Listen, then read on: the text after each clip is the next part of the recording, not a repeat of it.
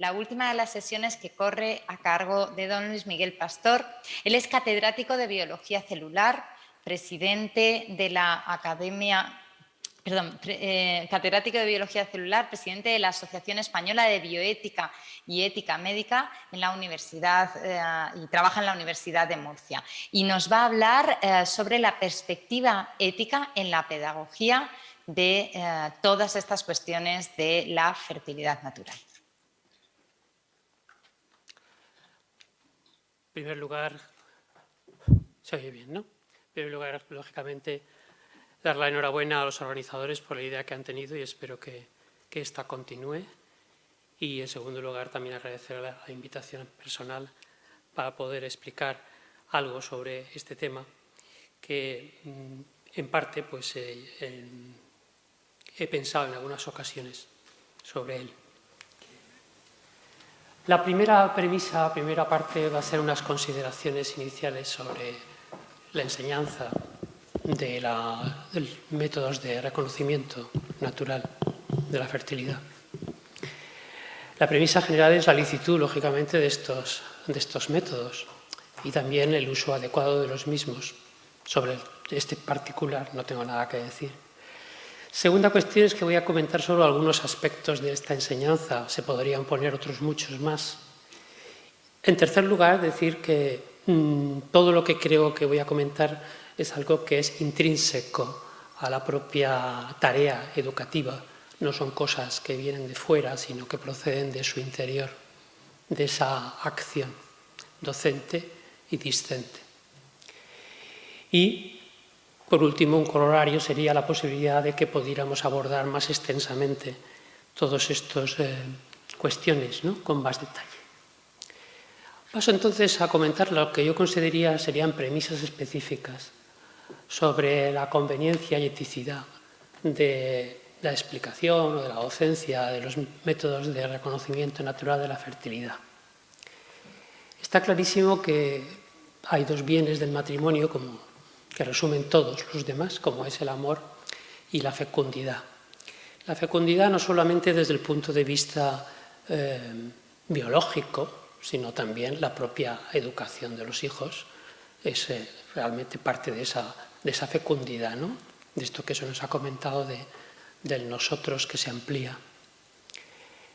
Evidentemente, este amor y esa fecundidad se han constituido gracias al consentimiento mutuo de los esposos y al mismo tiempo que expresan, al mismo tiempo que su consecuencia expresan ese mismo amor y esa fecundidad, de tal manera que requiere un crecimiento que se ha comentado hace un momento.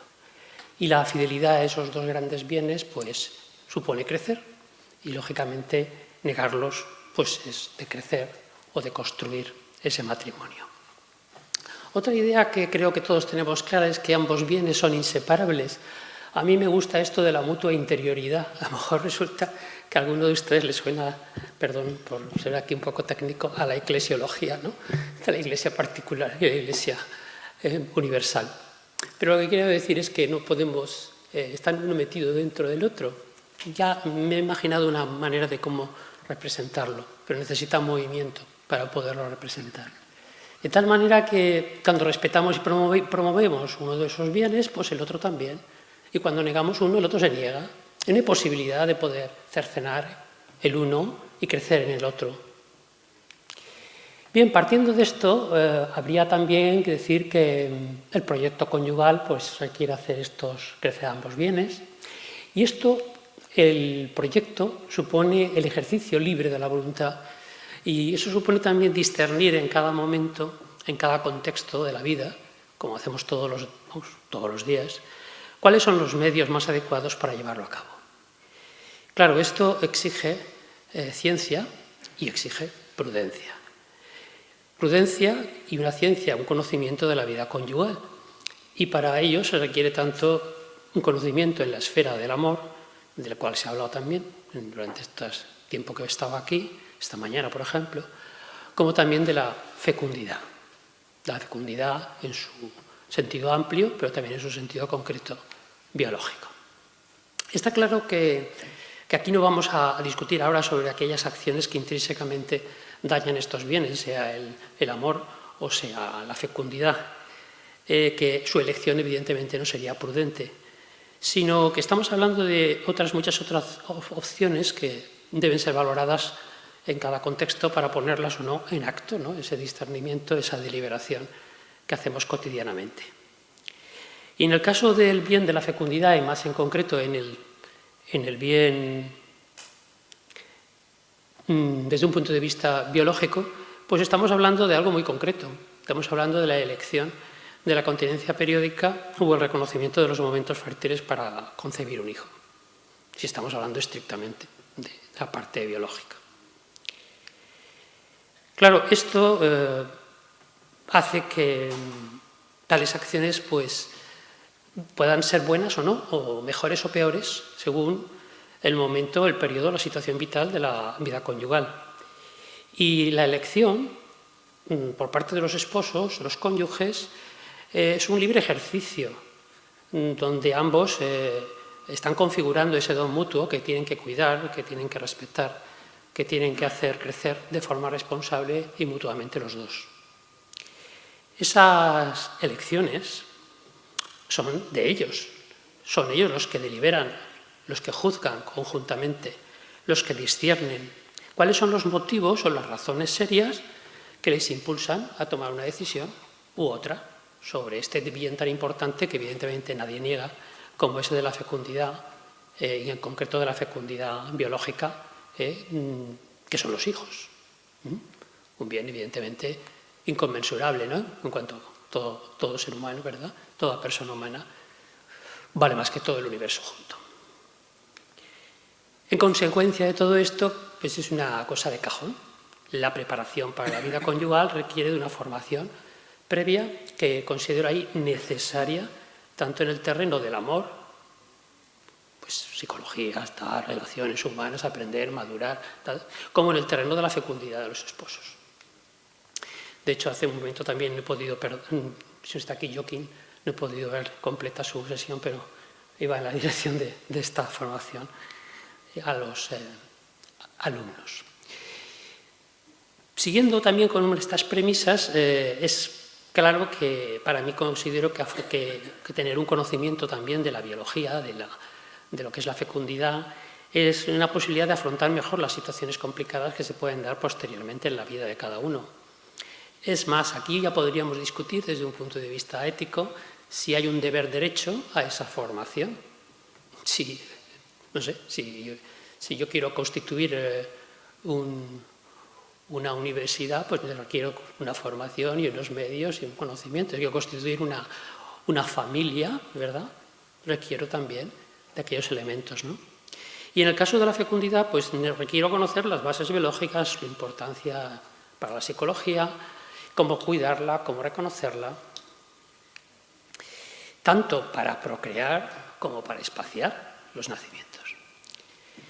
Luego, la formación sobre la fecundidad para mí es un medio no solo conveniente, sino, como he dicho, necesario. Y muy necesario en ocasiones durante diversas fases de la vida conyugal. Visto todo esto, pues me planteaba quién debe recibir esta enseñanza, qué contenidos, cuándo, dónde. En primer lugar, voy a hablar un poquitín de lo que podríamos llamar una formación general, ¿no? Es decir, no próxima al matrimonio, ¿no?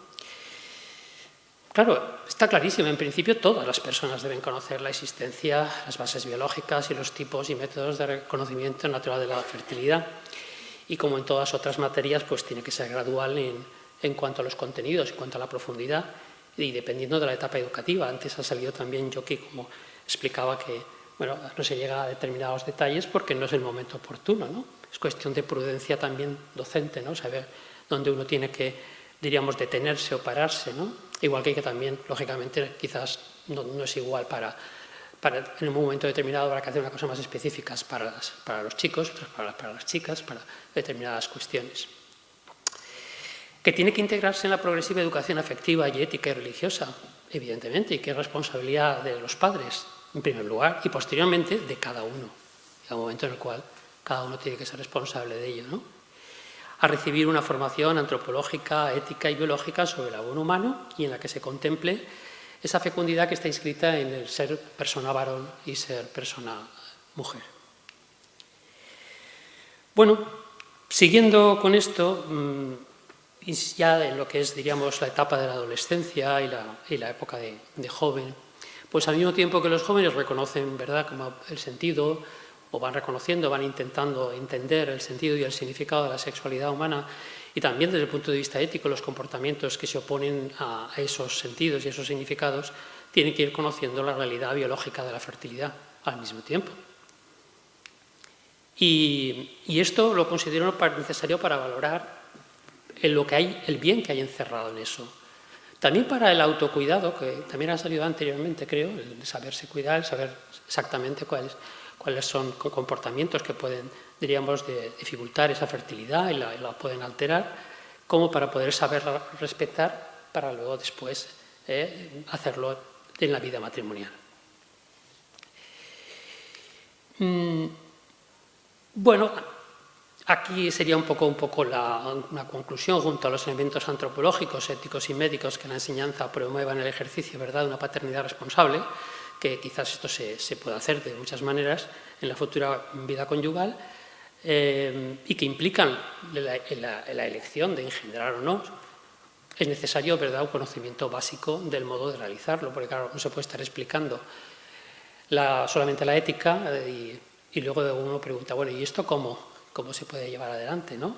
Bueno, pues también en esta época, llamémosle de formación antes del matrimonio, pues hay que empezarlo, porque si no es difícil conseguir los objetivos de una educación integral de preparación al amor conyugal. Antes de la preparación previa, deben poseer todos unos conocimientos sobre los métodos de reconocimiento natural de la fertilidad. Y esto yo creo que hay que tomárselo en serio. Porque tiene consecuencias positivas, muchas consecuencias positivas, y si las tiene, pues habrá que activar, ¿no? Y tendremos que movernos, ¿no? Porque elimina factores que puedan dificultar después la vida conyugal, porque normalmente cuando hay ignorancia o incertidumbre o miedo se generan después decisiones inadecuadas, porque se aminora también, diríamos, el rechazo o los prejuicios que se tienen sobre estos métodos. Y además todo esto ayudará a que a la hora de valorarlos como una posibilidad se vea como algo factible y real para vivir la paternidad responsable en el futuro matrimonio. Es también conveniente que todos aquellos que participan en la educación, nos haya puesto agentes pastorales, pero puede ser evidentemente de cualquier tipo de educador, o simplemente las personas que tienen que dar consejo, evidentemente tengan una formación en estos métodos. Por último, para concluir esto, las consecuencias positivas yo creo que más importantes que se pueden sacar si somos capaces de hacerlo gradualmente con mayor intensidad y durante una etapa de la juventud, podemos hacer más comprensible, ¿verdad?, que la fecundidad de los esposos futura será una realidad que ellos deberán vivir conjuntamente y que deberán compartir tanto como esposo y como esposa. Y que también estaremos favoreciendo la responsabilidad y el respeto mutuo entre hombre y mujer, algo que creo que es muy importante, porque si la quiebra, a mí siempre me recuerda esto, lo de Caín y Abel, ¿no? La violencia entre el hombre sobre sí mismo, ¿no? Pero es que es más terrible, ¿no?, que en el propio, diríamos, en esa unión, en esa diversidad de los dos, entre varón y mujer, exista esa pelea, ¿no?, esa violencia entre ambos, ¿no? ¿Quién debe realizar esta enseñanza de contenidos, cuándo y dónde? Pues en el marco educativo que sea es posible realizarla, con un enfoque, integral sobre la realidad del amor conyugal, no simplemente una información biológica, y peor sería que fuera una información antigestacional. Aquí hay una cuestión, un punto todavía difícil de solucionar, un nudo que tenemos, que es la cuestión de no liar con la cuestión de la anticoncepción, ¿no? Con lo que son los métodos de reconocimiento natural de la fertilidad, ¿no? Y confundir el mero hecho físico de evitar la generación con esto, con la anticoncepción, y teniendo en cuenta además que en la anticoncepción, tal como se entiende también desde el punto de vista, sobre todo de la ética cristiana, que es algo que tiene un contexto conyugal concreto.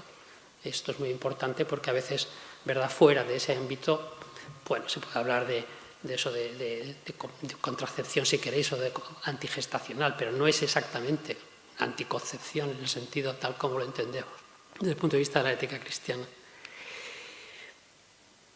Bien, aquí se me podría plantear, y yo creo que también a lo mejor algunos de ustedes se han planteado, si es posible que determinados jóvenes pudieran alcanzar una capacitación, que podían utilizarla posteriormente en un contexto no conyugal. Bueno, a mí me parece eso muy improbable y además no relevante desde el punto de vista ético. Me parece que es, digamos, una consecuencia súper indirecta que no tiene ningún valor especial, aunque sí que es bueno que si ha habido una formación donde se ha sabido encuadrar bien los métodos de reconocimiento natural de la fertilidad, se entenderá claramente que es dentro de ese contexto de la continencia periódica. Me centro ahora ya en la preparación próxima al matrimonio y para ello, pues, Papa Francisco en la exhortación de Amoris Laetitia dice que deben poder percibir los cristianos, todas las personas de buena voluntad, el atractivo de una unión plena que eleva y perfecciona la dimensión social de la existencia y otorga a la sexualidad su mayor sentido a la vez que promueve el bien de los hijos. Y esto hay que hacerlo ya desde el principio, ¿no? Y especialmente cuando estamos hablando en la proximidad. Lógicamente, cuando estamos hablando de la proximidad, estamos hablando de la preparación del noviazgo o de situaciones previas, ¿no? Y entonces, aquí creo que lógicamente tiene que ser más práctica la docencia. El reconocimiento de la fertilidad tiene que ser un elemento muy importante y también la experiencia de otros matrimonios sobre cómo han vivido o las vicisitudes que han tenido en todo lo que es la paternidad responsable. Porque aquí quizás estaría, diríamos, una toma de posición por mi parte, que estoy seguro que muchos de ustedes creo que la compartirán, de que tarde o temprano, por diversos motivos, todo matrimonio se enfrenta a un espaciamiento de la procreación. Durante un tiempo mayor o menor, porque puede verse a múltiples y variadas circunstancias, unas más graves en cuanto al tiempo, otras más graves pero menos tiempo. Es decir, la vida es muy compleja. Y entonces, o también, como pongo aquí, ante la necesidad de ajustar las relaciones para que sean fértiles. Y bueno, yo no veo, aquí me había puesto yo una interrogación que me había puesto aquí, que es inconveniente. Alguna persona se plantea el inconveniente de decir, bueno, es que entonces parece como que si en el ámbito del noviazgo empiezas ya a explicar cosas relacionadas con el espaciamiento, bueno, esa es la realidad. Y además, toda la gente es responsable, gente es libre y la gente tiene que tomar decisiones y son ellos los que tendrán que tomar las decisiones. Por lo tanto, hay que explicar la realidad como es y también dar los instrumentos y los medios. Por lo tanto, yo aquí no veo inconveniente especial. Se trata de que al final tengan unas ciertas habilidades y competencias, porque yo creo, y no sé si esto es compartido o no, que no es bueno acudir a los métodos cuando ya está instalada en una pareja, en un matrimonio, un problema, una situación que los exige. En esos momentos es mucho más difícil la puesta en práctica, no hay experiencia previa, hay muchos miedos. Y hasta pueden existir hábitos que dificulten la continencia periódica en una vida conyugal determinada y larga, en donde no ha existido un diálogo y una implicación mutua entre los esposos, sobre todo por parte del esposo, en el bien de la fertilidad conyugal. ¿Quién debe realizar esta enseñanza? Bueno, pues tiene que tener formación humanística y biomédica, debería incorporarse en los estudios de enfermería y medicina, tanto en el grado como en la formación de especialistas. Y bueno, esta docencia tiene interés para muchas especialidades y también puede ser impartida tanto en las ciencias básicas como ya en los estudios más específicos de ginecología. Comentarios finales. Lo primero que quería decir es que también los métodos están relacionados con la salud de la mujer, muy relacionados, y por lo tanto no presenta inconveniente ético el que los profesionales biomédicos impartan cursos y hasta aprendizaje de los mismos. Porque es verdad que cualquier conocimiento puede ser utilizado de forma inadecuada, ¿no? Pero no excluye la licitud de la oferta que pueda tener una clínica o una institución familiar. Yo creo que es un gran avance que los profesionales de la ginecología pues, estuviera instalado en sus consultas y lógicamente apoyado por otro tipo de profesionales, porque así también las personas que quieran vivir este estilo, este modo de administrar y de llevar este bien de la fecundidad, pues tuvieran dónde dirigirse, ¿no? Claro, esto exige una pedagogía la cual se conceptualice claramente también en el ámbito biomédico de que estos métodos tienen por finalidad primaria el que los esposos reconozcan su fertilidad y tras lo cual ellos actúen libremente y responsablemente, y también deberíamos generar más instituciones que prestaran este servicio, ¿no?, de una manera continuada, ¿no? Yo me he guiado, y perdonen ustedes, no suelo utilizar en mis exposiciones casi nunca argumentos, sobre todo de magisterio de la Iglesia, no es mi propio, no es donde me manejo, pero este ha sido uno de los textos que me ha inspirado a una de estas ideas. Dice aquí Juan Pablo II de que al mismo tiempo es preciso llevar a cabo una obra educativa y formativa capilar, y creo que falta todavía mucho para esto, adecuadamente de todos los aspectos de la regulación natural de la fertilidad. Y aquí habla de cónyuges, novios y jóvenes en general. Creo que esto también tiene que tener. Y luego esto, junto con esta otra, del Papa Francisco, el Amoris Laetitia, también me ha traído más a esta cuestión, que es, dice, se ha de promover el uso de los métodos basados en los ritmos naturales de fecundidad. Aquí junta varias citas, porque francamente la del catecismo es bastante buena, ¿no? Es decir, que respetan el cuerpo de los esposos, fomentan el afecto, favorecen la educación, y al final dice, añade el Papa Francisco, insistiendo siempre en que los hijos son un maravilloso don de Dios, algo que yo creo que siempre está en la entraña, diríamos, de la propia enseñanza de los métodos de reconocimiento de la fertilidad. Nada más. Muchas gracias.